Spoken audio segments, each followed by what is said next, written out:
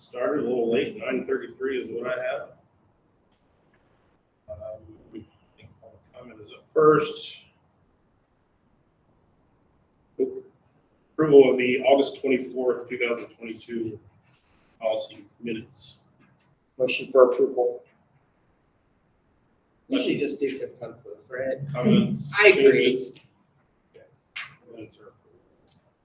Will everybody sign up for public comment? So 104, policy 109, 3D2 methods. Mr. Mason asked to bring this based on, I think, feedback from the board. This is an item that we've changed in other areas that's on your consent agenda tonight.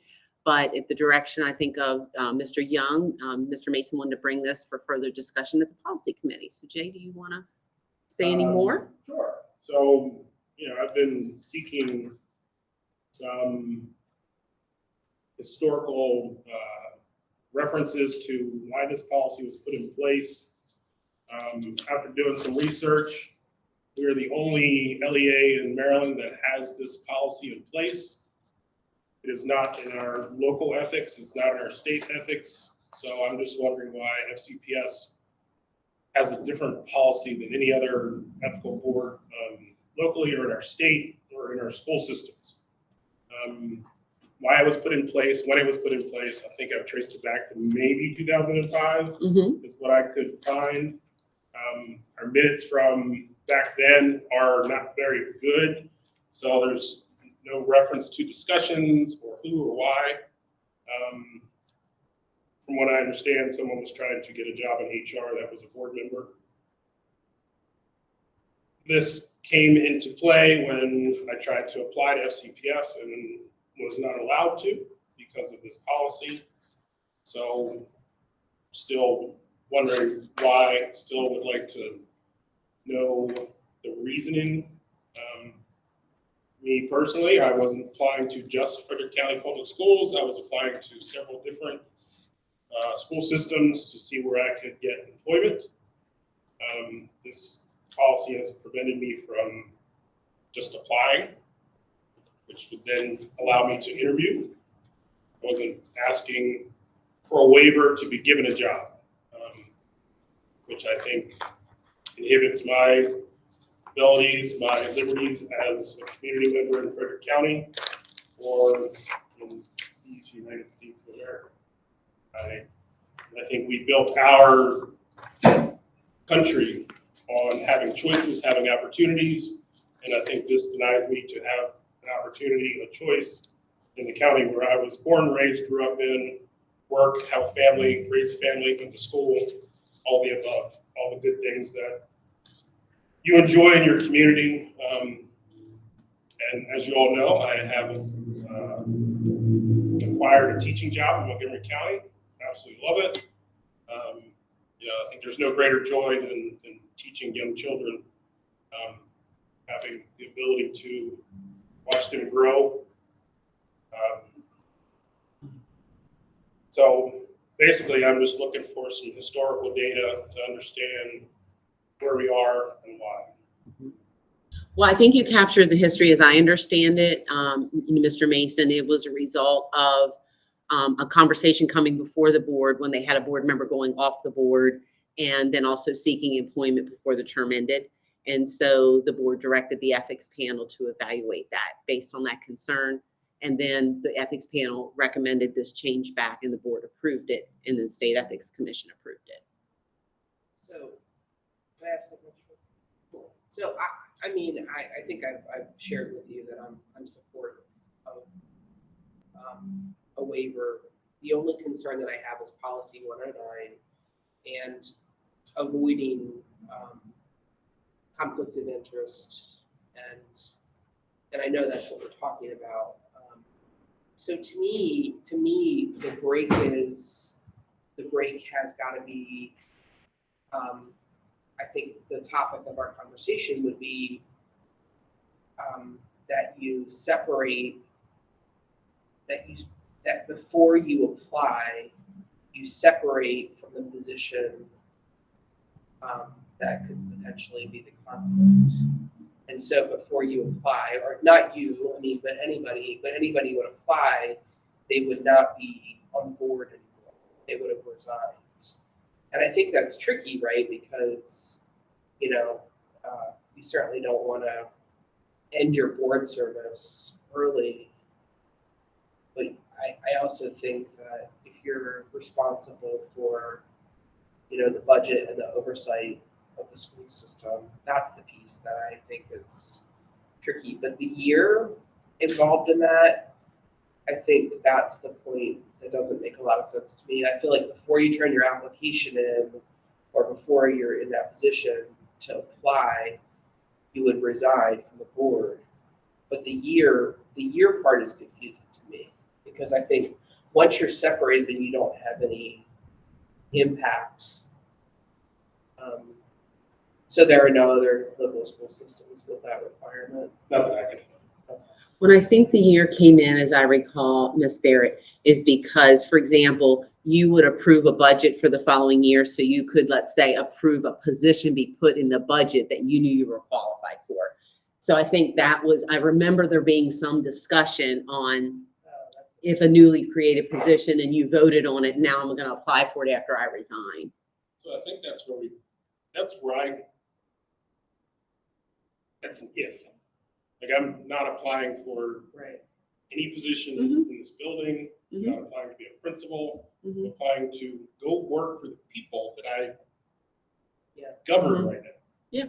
So to me, I don't see how that creates a conflict. Mhm. If I'm willing to go work under several layers of FCPS, Mhm. like, I don't see how that creates a conflict. So when we talk about conflict of interest, you know, talk about a lot of it is about gifts and what you're given, and what Mhm. you're not allowed to get. So I'm not sure how this creates a conflict when you're sitting down to interview with somebody. So there's gifts and prestige of office. So if you look at the ethics umbrella, I always say the gifts is the easy one. Is there an appearance of I used the prestige in my office relative to that?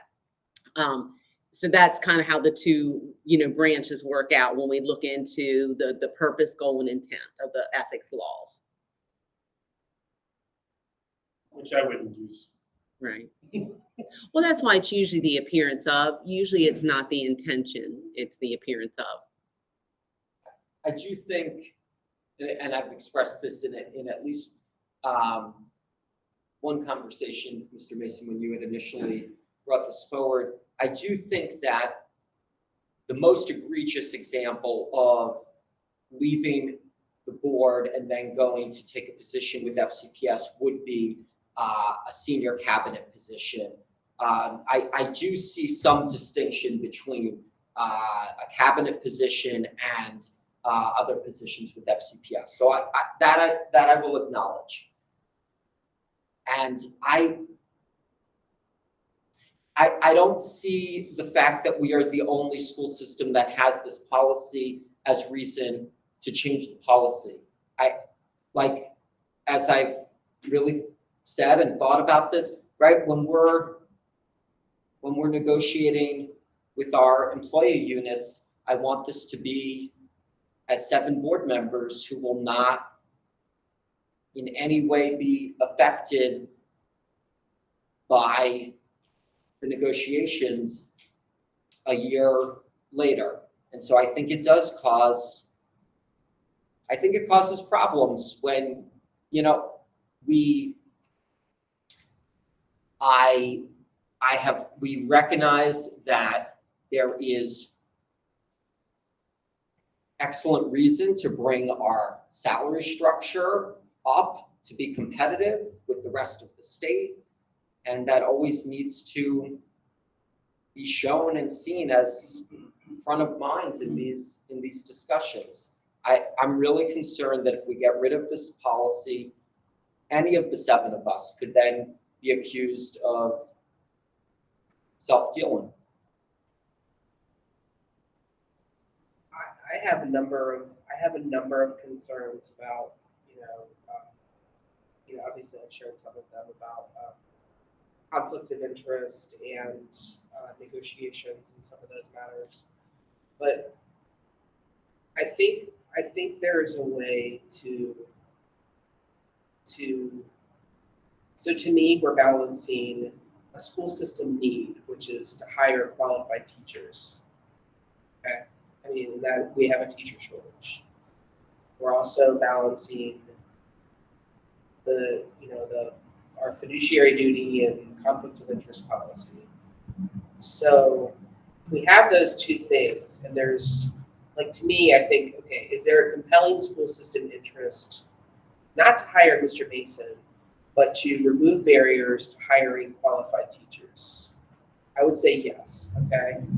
So if that exists, or if if you wanted to apply and you were HVAC technician, right, which we also need, right? Or if you had a CDL, David, which you may or may not, and we really needed a bus driver.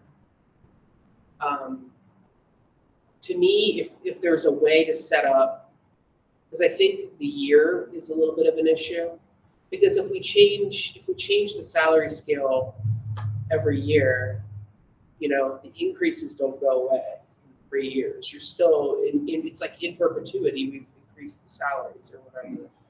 So, I mean, is there a way we could not talk about getting rid of the provision, but carving out some sort of transparency where we could act in a compelling interest of the school system, and shorten the timeline and create some sort of transparency where anybody, a board member who wanted to apply, had to say so, in public, or I don't know. I mean, I think that's the issue, right?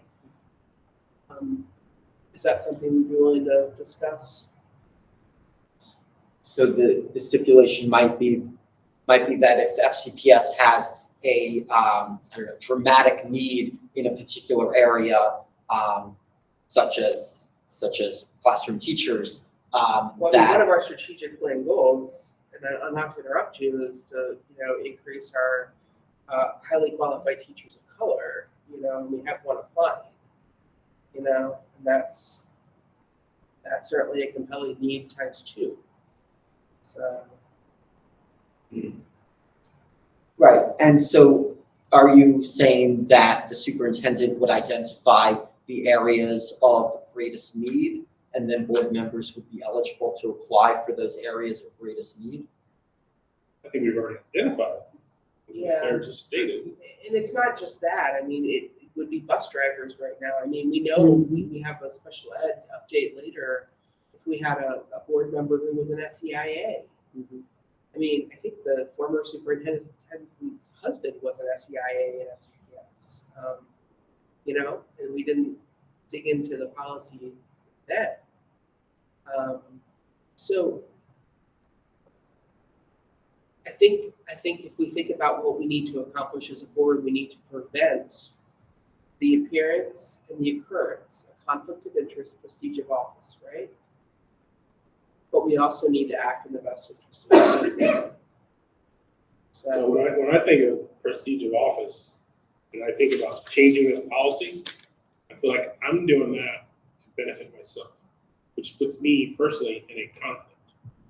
Because I don't want to change policies to benefit me. Right. Our job is to change policies to benefit students. And if we have a policy where we can grant a waiver, then why can't we use that instead of changing the policy to benefit one board member?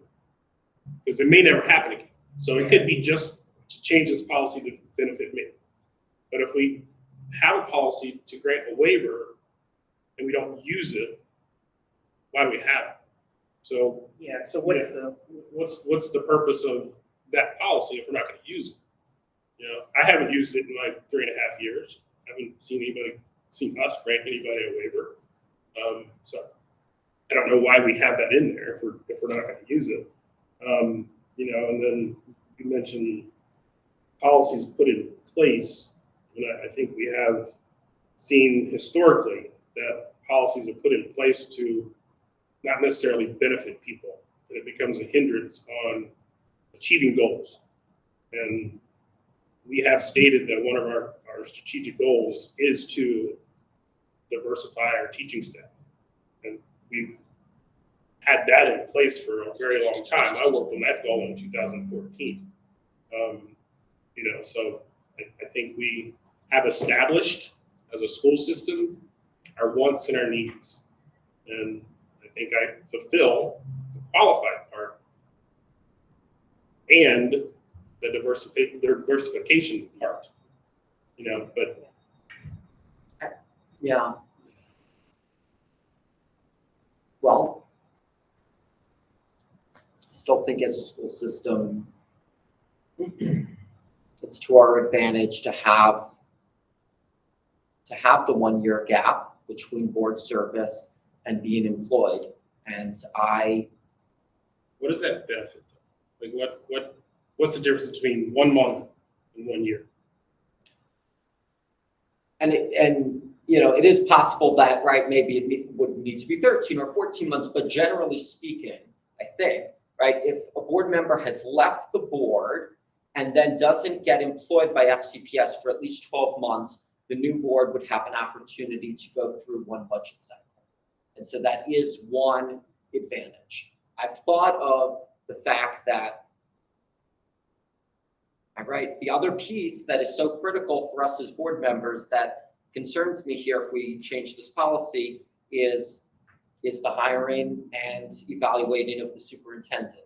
Now, fortunately, right, like, and so the 1 year would allow for as well an evaluation of the superintendent by 7 board members, not including the board member who is applying for the job. So I think those would be the 2 reasons for the 1 year. Could you explain the superintendent a little bit further? Because I would gladly go work for Dr. Cheryl Dyson. And I didn't hire her for that reason. This wasn't premeditated to go apply for a teaching job. But obviously I thought about it 12 years ago when I decided to get a master's in elementary ed, that I wanted to be a teacher.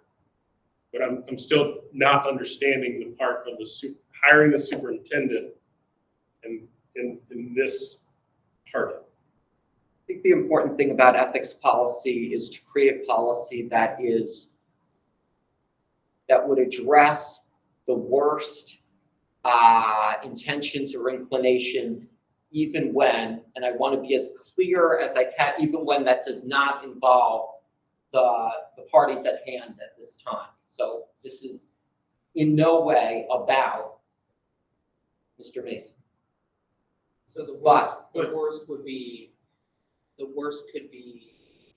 I hear you, David. I mean, the worst could be, A board that Joe hires is a on the board superintendent. and then hires a superintendent and then gets a job. They're not qualified, but they get a job because they hired the superintendent and they owe, them a favor. I think that's a worst case scenario. Nobody thinks that's your scenario, right? But we're looking at a It is waiver. not. It is not. So given all of that, David, I think, is there a way to carve out an exception? Because I do think we have to deal with, is there a way to carve out an exception or a waiver if there's a compelling school system interest and the board evaluates, is there a trigger that we could put into place that the board would evaluate a compelling school system interest to shorten the year? I mean, that would be something I would be supportive of, because I do think it would be a transparent conversation, which I appreciate in the first place that Mr. Mason did. He didn't just act, right? He came to the board and said, hey, I got this thing. So. I've been jotting down some of the words you've been saying, and so I'm not suggesting or recommending. I want to capture something, just to make sure I'm kind of in sync with where you might want to go. Because we have hair. That maybe in that section, if it's something you want to further explore based on your conversation, Exceptions by the board may be evaluated on a case-by-case basis based on a compelling need of the school system, provided there's public disclosure of your exception and the rationale, and provided that concerns are addressed regarding prestige of office or conflict of interest. Because what you were saying is, well, maybe it's a teacher or maybe it's a CDL, but a cabinet member, that feels like a conflict of interest. And so if you're evaluating on a case-by-case, the first hurdle you have to go through, because we want to preserve this is important and strong, but we have a compelling need for a bus driver, an SEIA, or a teacher, you fill in the blank. So if there's a compelling need, the board's willing to pause. Should I make an exception? Can we make an exception? If we make an exception, we're going to publicly disclose it and indicate the rationale of the compelling interest, and then address how you've removed the conflict of interest or the prestige of office. From that perspective. That's just, I'm tossing that out based on your conversation. I think that's a good synthesis of what we've discussed. I don't think I would support that because I don't think it removes the potential conflict of interest. Okay. I think we need to face the fact that in any shortage area that we have, hiring one of us will not end the shortage area. We unfortunately we have a shortage of classroom teachers, and hiring one or all 7 of us will not solve that. So I'm unlikely to support a change to this policy. I do think you have synthesized the discussion that we've had. Okay. So if I support the discussion on the waiver, and I support that because it's not that, I think the language that Jamie shared is not that the board would grant a waiver if blah, blah, blah. It's that here are the criteria the board would consider if there was a waiver request. And I think that is reasonable To set up the criteria. To set up the criteria, to set up the procedure if there's a waiver request. If I had a waiver, then I would resign. But I wouldn't resign. You would without- resign and then without- apply. You would, no. so Because then you, I don't want to give up my board seat until my term is done, right. because there's still work to do, even though I only have 2 months to do it. So, but the process, the potential process would be, so you're a city board member, and then there's a compelling school system need that you are qualified for. And then you would be aware of that job, and you would tell the board that you are contemplating applying for that job. And then you would apply to the board for a waiver. And then you would get the waiver if the board voted to approve it based on those criteria. And then you would quit your board seat, and then you would apply for the job. Not knowing or not if you would get that job, but you would have to quit before you applied. And this is the proverbial, I mean, this is anybody you here, I'm just. But, I mean, really, that doesn't come into play at this point, because, I'm not leaving my current teaching job, so. No, I'm just talking generally Sure, about sure, how right. it could have been done differently. This is, that could have been done months ago. Well, I think we're talking about two things. We're talking about a waiver, like making exceptions to what's in policy 109, and then we're also talking about what be the criteria for a board to consider an exception. Mhm. Like, so I think for me, I'm trying to solve the second piece. Right. So I think that would be reasonable, right? Because it's multi-step, and at the end, you've still separated from, the board is still evaluating. The public would be involved in listening to that conversation, because it wouldn't be enclosed, I think. That's why I put public disclosure. Yeah, I would want that conversation. But Maybe could it that's be one of those two. technically personnel maybe? The public, well, because you're public officials, so I think it says you may meet and close, that's your discretion. So if you're carving out something and you're So that thinking, waiver we would be- carve it out, you would could get rid of publicly. private, so make it public. Mhm.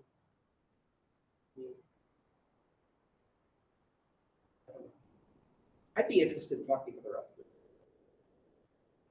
No data. But they're not interested in talking about it. They've had 2 opportunities. Well, I think we have a structured request this time. I think it was less structured the last time. Mhm. There was an agenda item request for it. It was on the agenda. The waiver was on the agenda. I'm not speaking for them. I know you're not, I- but the waiver was on the agenda. Right, and I There think what was no They shared, dissent. asked it to come back to policy Yes. committee today, and for policy committee, because it's a policy within the Right. recommendation, so we're doing that now. and Procedure. Listen, we can do this now. We could, we're not or we going to. can be grumpy about it. I'm not going Only my time. to. Okay, I think, do you want me to bring it, do you want me to But we bring, have to figure out if you want to advance this to work session? to discuss. To discuss the procedure. To discuss a proposed procedure. Like I could draft out, based on the dialogue, the proposed exception, not as a recommendation, because it doesn't sound like you're recommending, but based on the discussion at the policy committee, this is language you want the full board to review at work session. So, because there is, one of the things that I wanted to mention, and I forgot earlier. So in policy 109, if if we're voting on something and a board member has a conflict of interest, Mhm. and there's not quorum, Mhm. the board member can vote on it. They have to acknowledge the Mhm. conflict of interest, and they still vote on it, Mhm. which I think is relevant to this conversation. Mhm. So, That's why I mirrored the public disclosure language. and I know, several of us use the FCPS health policy. I mean, I'll leave it at that. So it would sounds good to come me. to work session probably in 2 weeks. Yes. Of course, I don't know how many we have in the queue, Faye. I better look at you. It would either be the next or the next. And certainly we could prioritize it, but I always just like to say what's in the queue. Yeah. So. And it would say the board, the policy committee had a discussion on this. This is presented now in work session for discussion with the full board. You want me to do that? Liz, you want me to do that? They said yes. I think further discussion among the 7 of us is fine with directing the language that has been discussed today. Okay, so the direction is further discussion at work session. Okay, all right. And we include the type of role in that discussion. Well, That's what you have down there. That compelling, and so I think that'll come naturally. Okay. I like that language only because it mirrors the language where board member can vote without quorum. Like, the school system business must go on. Thank you. Okay, I have that. 105, policy. Fire 47, drills. Fire drills.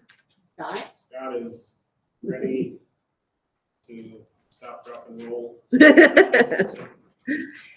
So policy 410, and this change was evaluated and recommended by Mr. Blundell. So I'll ask him just to give a little bit of background about why he's asking for the policy committee to consider the change. Good morning. I'm trying to get to you. I'm being told it needs to be trimmed, so. If it's your wife, pay attention. If it's Yes, anybody you're else, right, you're say my right. wife likes it. I have 2 bosses, one sitting upstairs, the other one's at home. So the recommendation is to change and require that the schools, all the schools, perform 8 fire drills. And the reason being is, number one, it makes us better prepared for emergencies that might occur in the building. And number 2 is we have a number of school buildings, facilities that are partially covered with fire suppression systems. And then we have a number of school buildings that are fully covered. And if we separate out and say that these buildings only have to do this number of drills and these buildings only have to do this number of drills, when our administrators transfer from building to building, they're not certain of how many drills they're supposed to be doing, they're required to do. So I believe that it causes confusion. And it just, to me, it simply makes sense to be better prepared and make it less confusing for our administrators. I put my teacher hat on. 8 seems like a lot. Just throughout the year, there's a lot of interruption to instruction. It seems like a lot. How do we come up with it? Well, we do 8 now in most of the 8 schools. 8 is the legislation from the fire marshal that if you're partially covered, you have to do 8.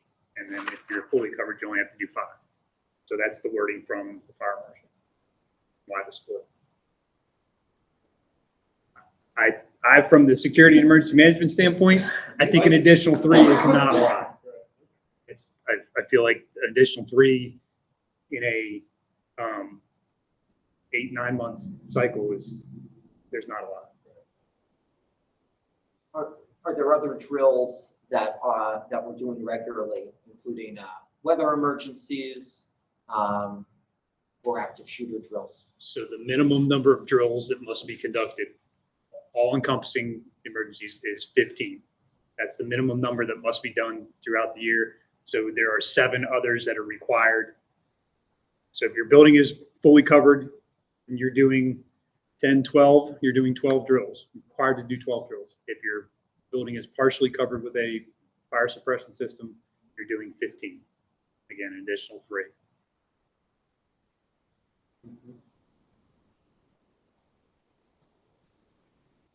I mean, I do think, right, there's advantages to the way newer buildings are built, right? The idea of the sprinkler system is that if, God forbid, there were a fire, the sprinkler system would work and put out the fire, right?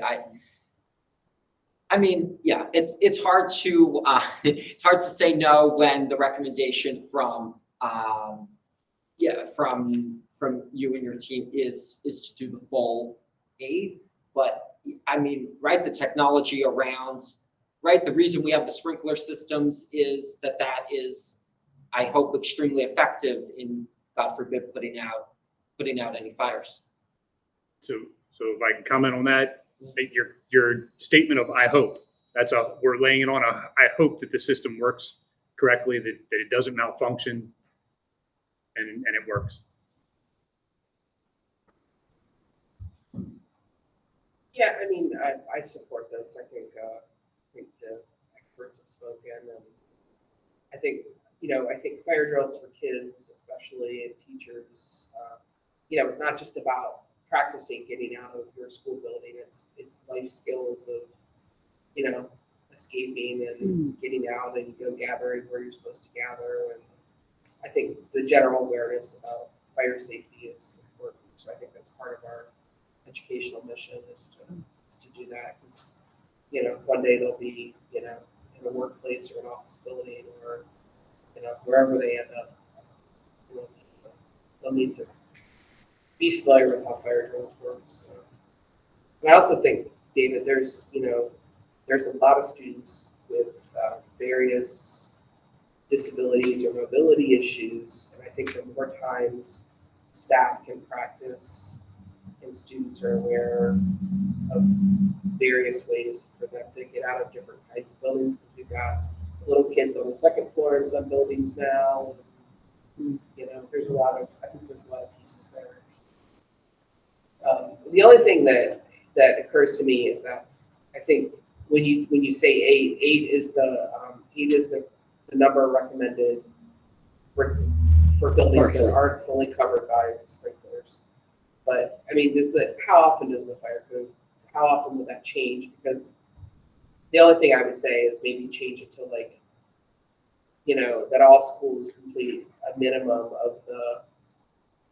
Because if the law changes, then we have to get 8 changed. I like to make policies last as long as possible. So if we can not tie it, if you think the number is gonna change, if it's gonna be 10 or 7, then we would just say whatever the maximum number required for any school, then we wouldn't have to put 8 in there, Yeah, I would agree with that. like more of a performance standard rather than a.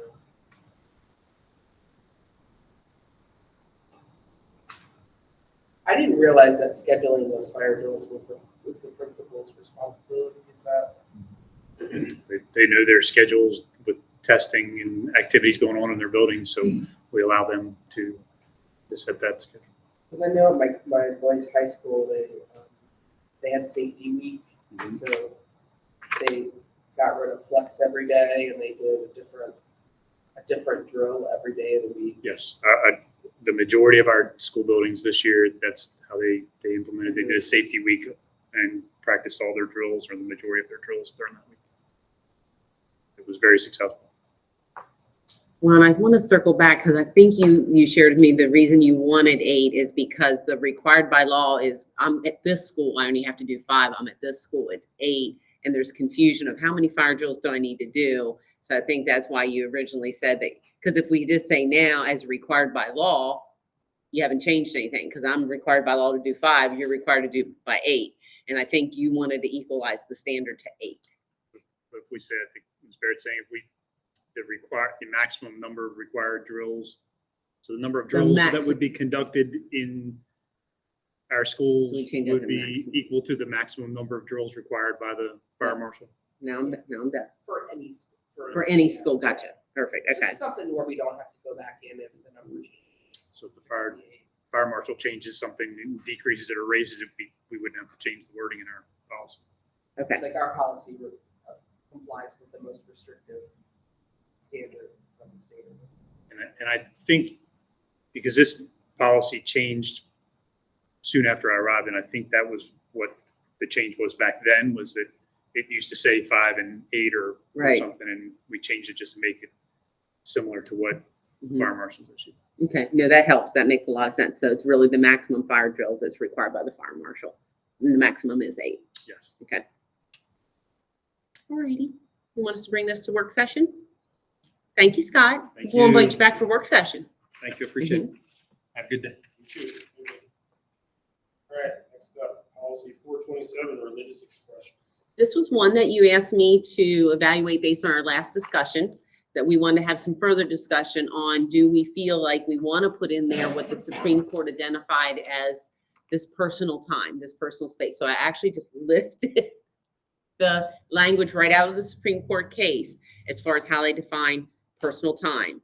And so the section that we're evaluating today is 427.3 to determine if that if you feel like that meets the law and provides the clarification our employees would be seeking. Looking on page 2. Yes. Exactly. Middle of page 2. I think for me, I want to state, I support the language that you have in here, right? Like this clarifies, for example, that someone can pray during their lunchtime, for example, Right. their own time, not with students. I guess I do want to say, I just wonder if the Supreme Court case did go further, right? That I guess if a coach is on the field, I wouldn't define that as personal time, not with students. Well, and that's the heart of the legal debate. So you've hit the nail on the head as far as where the dissent disagreed with the majority decision about how can this possibly be personal. He still was supervising students. So you've gotten to the heart of you're right, that was that relative to that. And then it came back to say, so what is in your job description? And in our job descriptions, it says when you are coaching, your official duty time is the whole time you're responsible for students. So I don't think there'd be that confusion here. In his school system, that was not in there. Because we're so specific in the coaching job description. We are. So what if the change, and I've been thinking about this in my spare time. What if the change here is not necessarily, because I do think about our contract. What if the change here, because the Supreme Court opinion is terrible. It doesn't make any sense, which is why we're still talking about it. Right. And it was such a narrow issue that it doesn't help us right now. Mhm. So if you're listening to me for it, You are being recorded. but what if we do a better job of defining duty in the contract, Mhm. right? So what are you allowed to do during duty time? You Well, know, yeah, like and what I, is supervision? Because if you're walking off the field with several other coaches, you know, this is going to come up in more than one place. The field is the one we all have in our head. Yeah.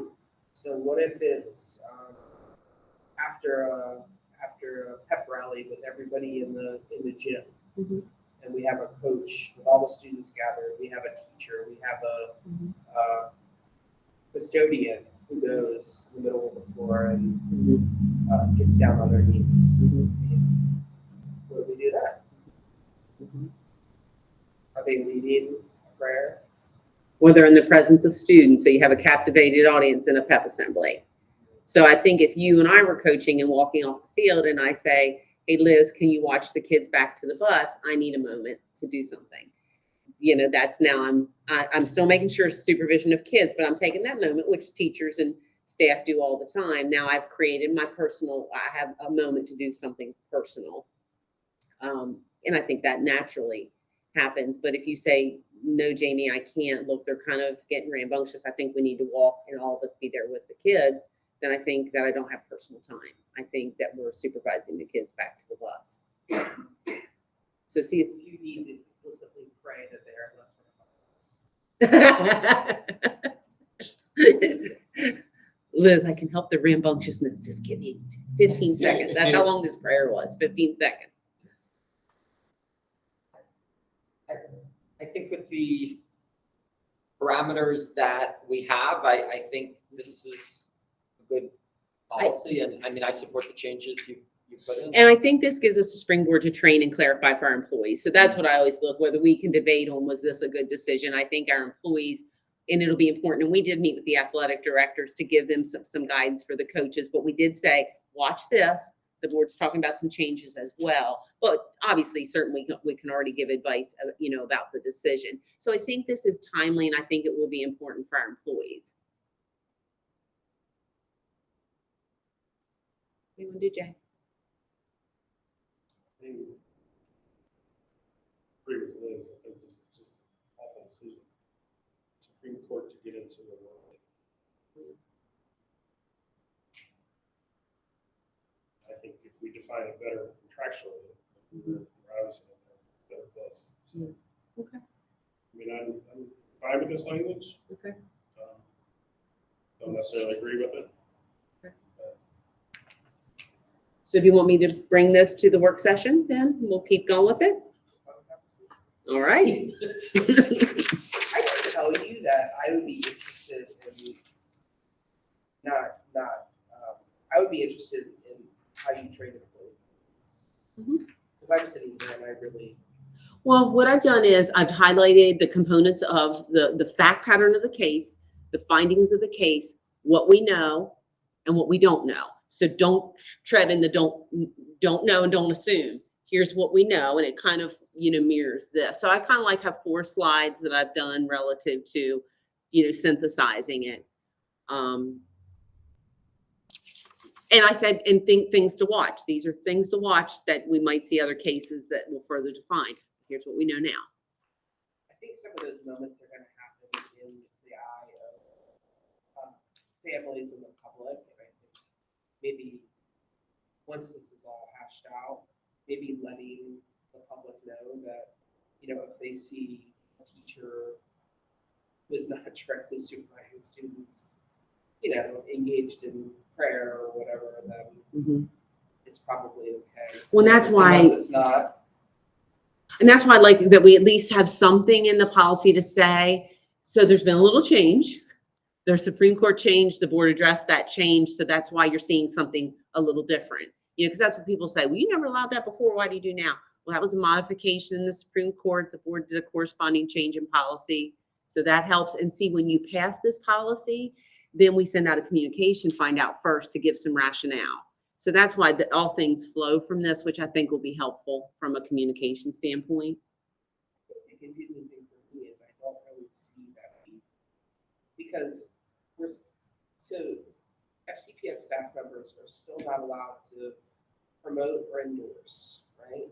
And so they've always been allowed to have personal time, like you said, to text a spouse or, do X, Y, or Z. But here, and certainly if they were already engaged in silent prayer, but the difference here is doing it in a public place, right? But staff could have done that before, but they couldn't have actively asked students to join them, right? Or other staff members. That's correct? That's correct. So that's the thing where I don't think that we're not really changing practice, right? Mhm. Like is there a little change or not? Because I don't feel like. I think where I would say the consistent advice has been when you're in the act of praying, if students are visible, does that feel like, you're endorsing religion because they're watching you? And so I would say this has said, well, this feels like it's okay to do this as long as this is my personal time. Because he was kneeling with his head down. Because when teachers have said, can I go see at the flagpole? I said, I will sometimes say, let's talk about an accommodation. Can you pray with your eyes open? You're there to support the student activity. You can pray with your eyes open. Or if students don't know you at another campus and you want to participate in CEO to flagpole, do you want to go to another campus before your work day? So we always look for a reasonable accommodation that it won't appear that you're endorsing religion with your students. So that's why we always, I always just say, can we make a reasonable accommodation that takes away a little bit of that? It feels like I'm endorsing religion because you are on school property. Everybody there knows you're the teacher at that school and you're with kids in a circle who are praying. So this kind of says, well, no, even if it's kind of open and they're around, but I'm not with them. So that's why I think, when I do training, I always say, but remember, he said, because he was not with students. So then you can say, well, what does it mean to be with students? They see me, but they're not with me. Those are things that are yet to be teased out. It's your school colors and logo. Put your school colors, good. I mean, it's You true. get on the bus with them right back. It's disastrous. You should I don't have envy a- you you trying should to have train a people. commitment to your students to get them home safely first. Yeah. Well, You wait till somebody who is not engaged in what appears to be a traditional Christian prayer, Mm-hmm. Mm-hmm. then Or younger students. Those are two of the things on my little sheet. These are two things. Would have been a different outcome if younger students, non-traditional prayer. so if an employee, that's the thing, right? If an employee is not on duty and they arrive to a public place, like a Mhm. school building, could be the building they work at, they're not on duty yet, right? Because the see you before the flagpole thing is before school hours. Right. And it's not duty hours yet. Mm-hmm. And the students are all gathered. Mhm. And the staff member, engages in prayer alongside the students, Mhm. but doesn't say, I'm endorsing you or promoting you, but Mhm. they're still not on duty, but they're present. Mhm. That's okay though. Well, I think that's going to be more okay, where before I'd say maybe It's gonna the be more duty okay. day, the duty day didn't begin, but if I walk on school premises, do you see me as not, Jamie, you're not a teacher yet until 8 o'clock. So that's why I always just say to a teacher, if you want to do it, maybe go to a different campus, because you can't be a non-teacher to a student just because it's 7:15. But what I've been waiting and watching for is Department of Justice and Department of Education give guidance to schools on prayer in schools. And it hasn't been modified. And it's great. It'll say, what about see you at the flagpole? What about this? It'll give you some nice advice. They haven't updated that advice yet. And Faye's been watching and to see, well, what advice are you giving to school systems nationwide because of this new decision? So I'm waiting and watching for that. Because there's a specific question about see you at the flagpole for staff. And it says you are an official person as soon as you walk on the school premises. So I want to see now how they're going to tease that advice out in light of this new decision. More to come. Righty, would you like to talk about policy 443 now? I don't even know. All right, so Ms. Barrett asked that we put this policy on the agenda because of, I think, a really insightful question that was posed by a parent. Liz, I can give the background, but I also want to be respectful of you if you want to give a little bit of background as far as the issue that we want to talk about. Yeah, I mean, I can definitely do that. We had you guys saw it, I'm sure. We had an email from a parent of a student who, I guess, their family agreement is that the student uses a preferred name at school, and I think a preferred pronoun at school, but at home, the agreement is that the family refers to the student by the name they were given at birth and uses the pronoun that I guess aligns with that. And the parent said, well, it's the student does this during school, but then there was a phone call about down the emergency contact list because the student had to be picked up from school. And when the phone call was made to a family member who was on the emergency contact list, the school used the preferred name and referred to the student by the pronoun that's associated with the gender. And then the person who answered the phone was not aware of the student's gender identity and was not aware that the student used that name at school, and that became a privacy issue for the student, and it became a family issue. And it sounds like a tremendous hard situation for our staff, and it's, as someone who, worked on policy 443, it's certainly not a scenario that I had even imagined. And so I think it's one that we need to go back and look at the policy, especially for the emergency contact thing, and also for the unintended consequences for both the student, the family, and the staff members. I just thought it was worth talking about. I don't know the solution. I don't know if there's a solution. Because I do know that when there were some implementation hiccups as folks were learning about policy 443, I know that there was a lot of lessons and training to staff about saying, hey, if the student says this, then you put their name, the name they request, and their pronoun on their, student identification. But then you'll still keep, unless they've officially changed their name under Maryland state law, their official records still have to have their birth or given name. So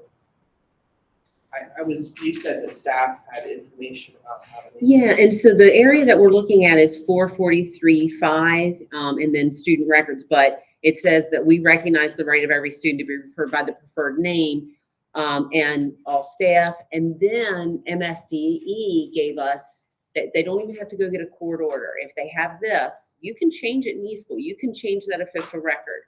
And then not have the dead name, the birth name identified, because we knew that brought stress and trauma if there were mistakes in using that name. So I think we even worked with our software vendor and MSDE. So that's why I asked Jen Thingman if you want to kind of pop up, if you don't mind, and Janet Shipman just to be here. So Janet, can you come up too? Just to say, here's kind of how we train. Here's the day in the life of how we give that advice. What can we do in our student system? Is it a way that here is the preferred name, but for emergency contact, can you have, a shadow box that, you can get to that would still preserve the intent? And those are questions I don't know the answers to, which is why I invited my friends. So do you want to see the student data part or the advice to staff part first, as far as what's in the record? This email really just baffled me because I felt like, oh, we got a really good policy, it's working okay, but I felt so bad for school staff because you saw a guidance counselor was like, you got to ask the board, and So whatever the fix is, I think the challenging thing is that, there's a lot of people who say, well, this policy is keeping secrets from parents.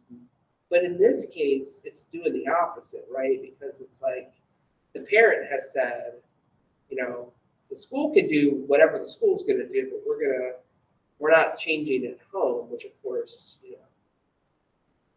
whatever we all think about that, but it's confusing because of that. And the parents, I guess the parent's the boss, right? Right. Not So my we, boss, really. that's up for debate. I guess in my house, maybe it depends. So we actually have like the 3 different places that we keep the name so that we try to make sure that we basically cover all the bases. So we try to make sure that we have all of these things taken into consideration so it doesn't happen, because I agree with you, Liz. My heart went out to this family because gosh, what an awful way for this to become the topic of their family conversation. So I agree with you with regard to that. So we do have it where we have the legal name, which goes on all official documents. And then we have the location where we keep the name, where if the parent has agreed that the child had said that they can utilize that name at school, then we have that location. And then we have a third location where we keep the name for if a child is identifying with a different name and gender.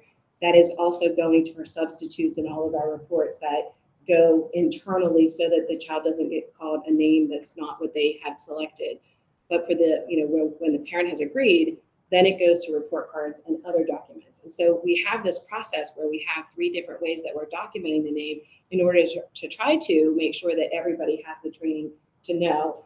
So the only thing that I thought of was we could look at adding where we would have like a parent letter, like if a parent agreed that they were going to allow their child to be identified, as a different name and gender, we could draft a letter that would go home to the family that would explain, we are able to document this in the system. Please know that that means that on report cards, and these are the official documents that will come with that name.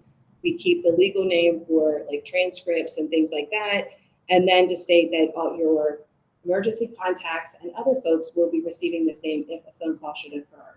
And then that at least would notify the parent that all emergency contacts and anybody who is related to that child that has permission to get a phone call would be identifying the child with that name. If the parent was concerned about that and had an issue with that, I did think that we could have the parent let us know, and we could have a pop-up. We have like alerts that in the system that pop up that alert a staff member to let them know about particular situations. A lot of times it's with, custody agreements.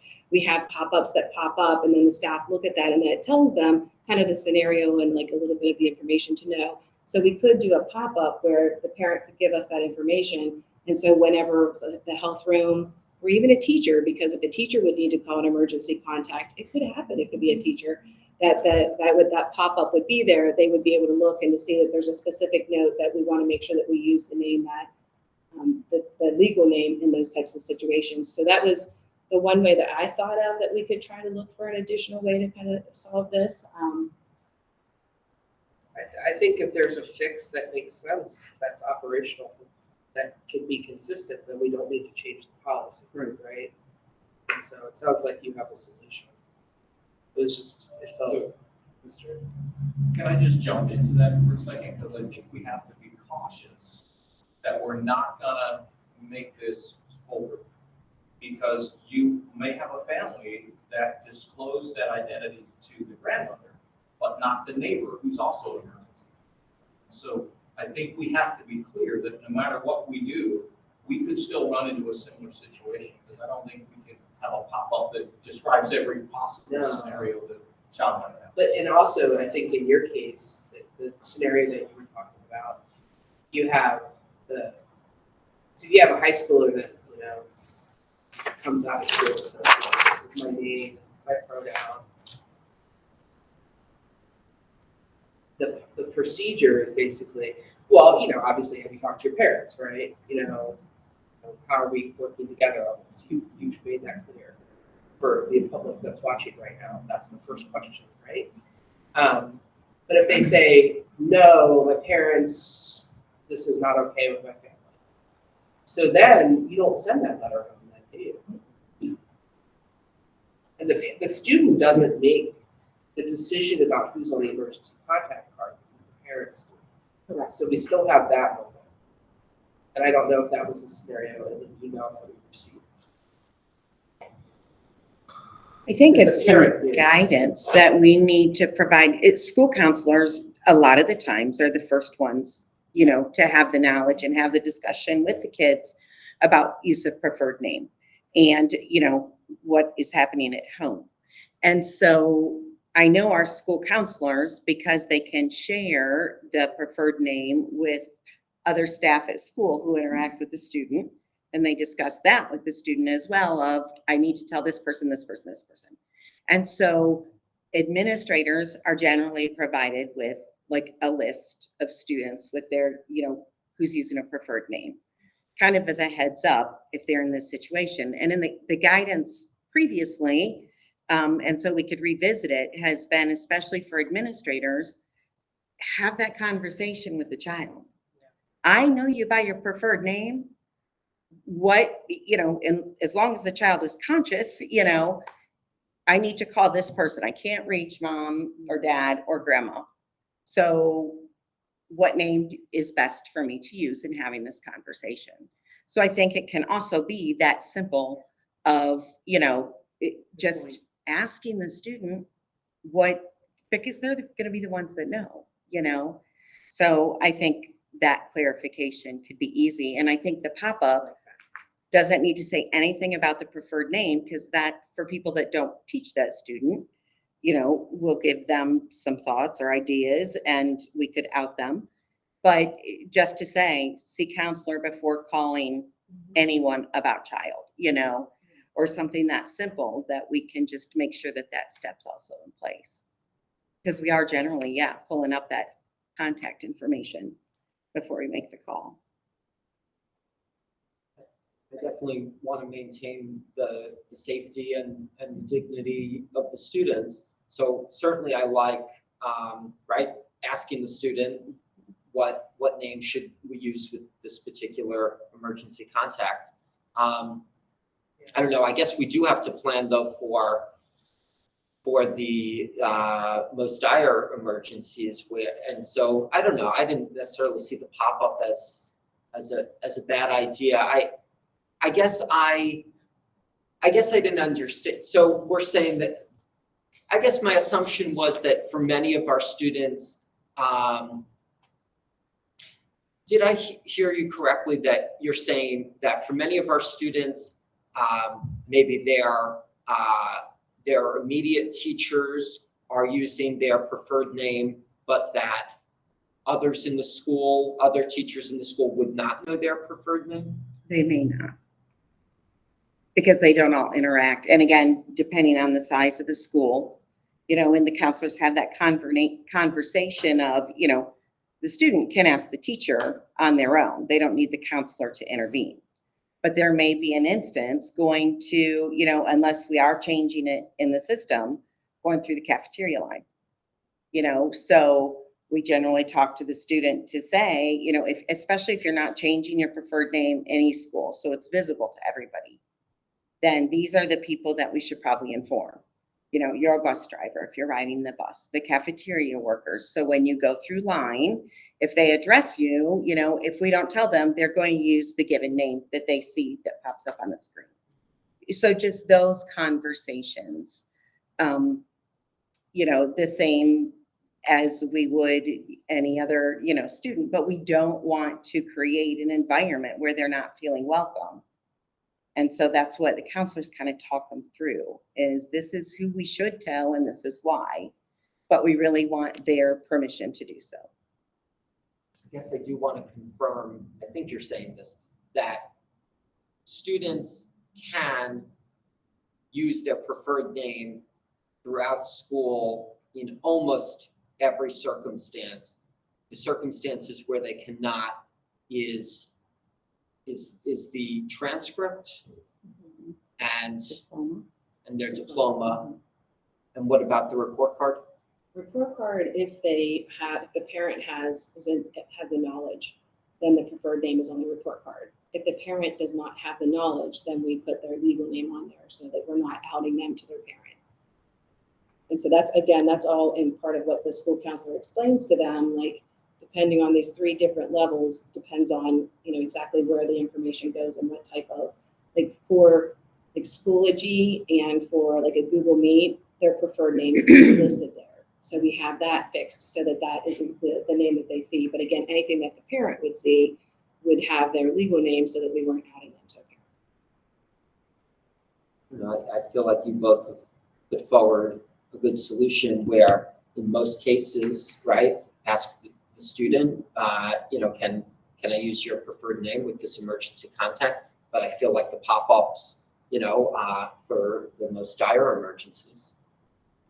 And I too spoke to the counselor regarding this situation. And so then the question was, so do we go back to all of our students who use a preferred name and kind of go down that list with them? They meet with their students annually, so it could be part of the conversation, but I don't know, necessarily that they need to do that. I was thinking about maybe nipping it and trying to nip it in the bud earlier with, when you get what used to be the yellow card, but now I think the emergency contact is online. So I was wondering if there's a maybe way to modify that form. So if you list your neighbor, if you list your neighbor Mary and then you list Grandpa Joe, maybe it could be what's the neighbor Mary's phone number and, second phone number, and then what name does Mary know your student by, or what name does Grandpa Joe know your student by? And that might be a place to solve that too. Something every kid would have to answer, or just, I think the grown-up would answer. Yeah, it's the parent filling out the emergency I card. mean, for every student. Because then, well, you have to. You have to do it anyway. Are you saying that you're not the parent in your family that fills out the emergency contact card? My boss, my boss is to fill it out. No, I mean, I'm just, for every student form that goes home or online, No, just the No, just the emergency. emergency. contact Right, no, I get that. But a student that is not, are we asking every student parent to fill that form. I don't out think so. and not just certain students? Yeah, just, does this person know you by And name? everybody's. Yeah, I think there's even like something, do you have a Maybe nickname? that's not, too? maybe that's a terrible solution. I just don't want to single out for students, No. certain students. I want to make sure that every student or every parent answers this question so that we're not having a small group of students answer that question. It's the same form that goes to every parent, so it would have to be adapted for everybody. And we could just easily kind of put like a check mark, utilizes the name that's listed, or enter in the name that this contact uses with your child or something like that. So it would just be a quick check mark to say, yes, it is. And we can update that yearly. So that we won't be doing an update on that until probably like late spring, summer, we start to update those forms so we can look at it at that time. I support that. So what I'm hearing is we don't need to change the policy. No, but we have 3 good, I think, good process improvement pieces as a result. So we can get back with the parent to indicate we talked about it. And no, I like all 3 of those things. Something that, and I would definitely ask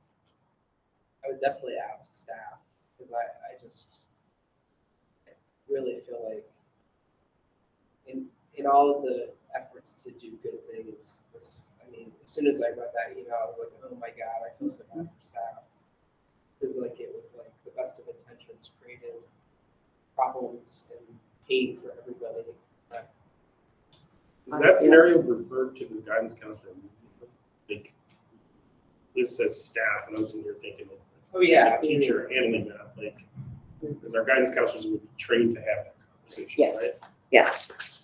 And even in the guidance that goes to staff, is that if a student does disclose to you or comes out to you, then please encourage them to talk to their counselors. We want them able to feel connected and be able to talk to somebody at school, who they trust. But we do want them encouraged to talk to the counselor who has the time to go through every single scenario that we have thought of, which now this one is added to the list. I do want to confirm though, right, at the end of the policy where we speak about training and professional development, It says all FCPS personnel who work directly with students are required to participate in annual training. I guess, I hope we feel confident in the training that if a student comes out as trans or gender nonconforming to a particular teacher, that they have had some training and some of the skill set to work with that student. Yeah, and the training that's provided to school counselors is even deeper than that. Yeah. You know, I mean, just really getting into these conversations. Very scenario based. Where the ones for other FCPS staff is more general. It's going through the details of all the things in the policy and the reg, and it is a very detailed policy and reg from, like I said, from name to locker rooms to field trips, right? Right. We worked on that summer. Along with a little background on, just understanding terminology. Yeah. Yeah, I mean, certainly, I think we've addressed the issue that the parent emailed us about. I do think, we don't know who a student will be closest with in the building, or who a student will come out to. And so, yeah, I guess I would advocate that, the good training that, there's a limit of, if we're talking about, I don't know, a week-long training, I understand not every staff member is going to go through this week-long training, but I don't know, I just think our teachers probably need a similar training as our guidance counselors on working with students who are trans.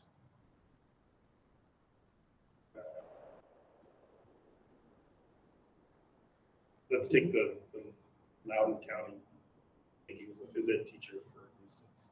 He can get all the training in the world, but he's still not going to call that student by their name. So training is one thing. Somebody's inner beliefs and thought process is another thing. You can't train that out of somebody. That's the way the person feels inside. And bring up the race conversation if you want to. Someone that doesn't see people as equal, we can train them for 6 months. Not going to change. I think our training, I think our policy is pretty clear that, regardless of the training you've had, if you know better and you know the student's name and their pronoun, then you use them. And that's what 443 says. And so implementation of that. So, and I think that's the basis of, that's the real basis, is the welcoming piece with, whether you agree in your soul, this is what you're going to do. Thank you. Do better. All right, so those 3 changes then offer the letter, the parent notifying of the emergency contacts, and we'll use this name relative to that, and then they can indicate otherwise. Janet will follow up with the counselors as far as, coaching and asking the student, that training from the counselor to the front office. And then you'll look at an update on the emergency card. But I have one more question. In terms of the birth name being on transcript and diploma, I assume that was explored when the board first passed this policy, and is there's no wiggle room? The FCPS must have the birth name on things like diploma and transcript. yeah, and the standardized testing stuff and the reports that go from to the college board. All that stuff is official. Now, You apply for the military. Students can do an official name change, and the state of Maryland has streamlined that process a little bit. But if they're a minor, their parent still has to be involved in it, obviously. So, yeah, we definitely dug in very deep on that. Yes. Okay, thank you. Yeah, and that's under that footnote, David, on page 3. The little section of the law, and we footnoted it as far as we can do this, but then on other things, you may need a court order, like a passport, confined to the military. So that's why we wanted to give students and families that knowledge. We can do all these things, but it's still important that you do this over here, because you could hit barriers. Yes. On those. Thank you. Thank you. Thank you, friends.